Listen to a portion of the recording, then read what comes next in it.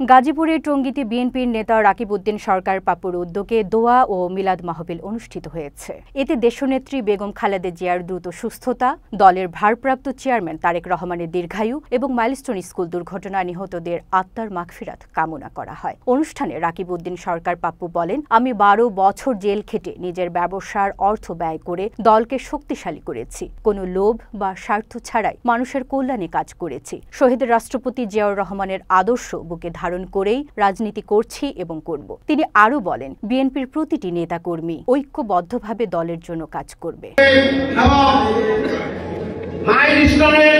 যে সকল ছাত্র ভাই বোনেরা আজকে শাহাদাত বরণ করেছেন, তাদের রূহের মাগফিরাত কামনা করে, যারা আজকে হাসপাতালে বেডে কাতরাচ্ছেন তাদের জন্য সুস্থতা কামনা করে আমি আমার বক্তব্য শেষ করছি। খোদা হাফেজ।